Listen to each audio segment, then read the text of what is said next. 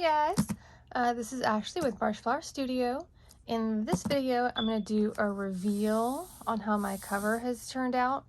It took a little longer than I expected to finish, but I'm happy with how it is now. And then I'm going to show you really quick how I'm going to start working on my next page in my book. So, if you remember from the previous video, I colored the back of my design paper with pencil or graphite. I taped my page in place. I traced over all the designs that I wanted to transfer, and now I'm going to take my tape off and take this page out, and voila! So there are a few places where I left out the design, just because I kind of felt that it needed a little bit of empty space in here. But I'm really happy with how it turned out, and I may come back and add some other colors to it later, or I may decide to kind of fill in with the vine parts of this design to make that pop out a little bit more. But overall, I'm happy with it. For my next page, this is my inside cover here. Oh, update on this page. So I finished the left side and got the words that I wanted in here.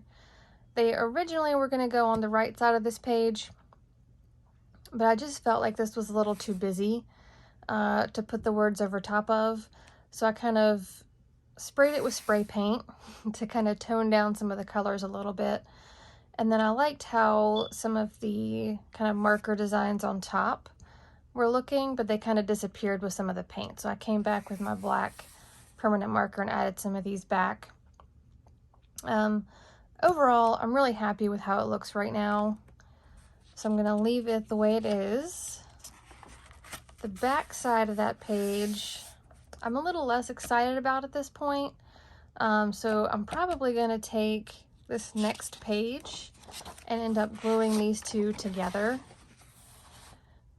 so that you don't see it once you flip past there.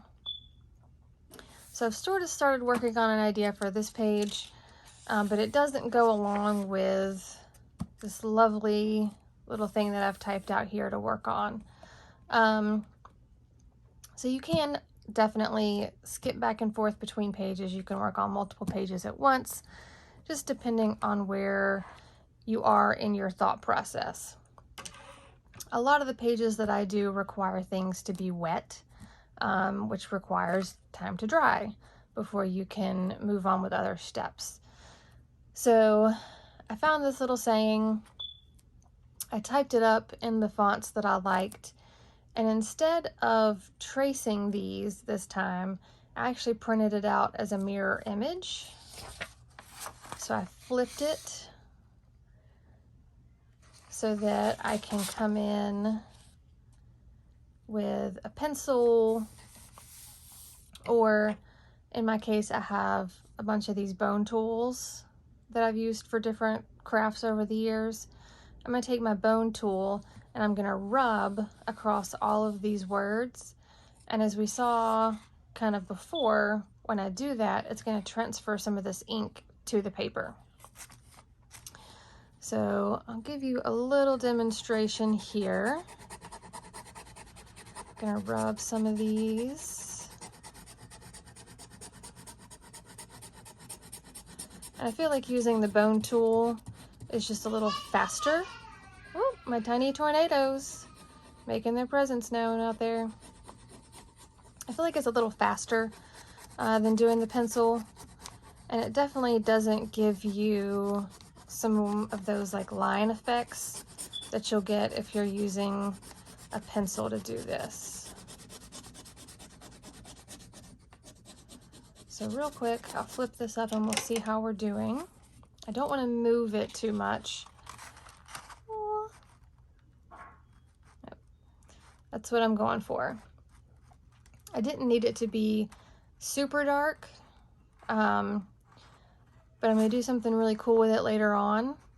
and I wanted to just kind of get it in here so I could have the started process in place. So make sure you hit the like button, subscribe to the channel.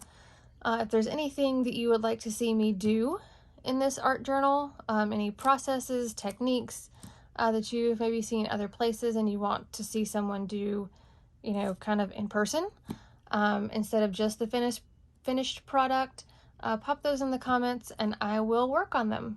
All right, thanks guys.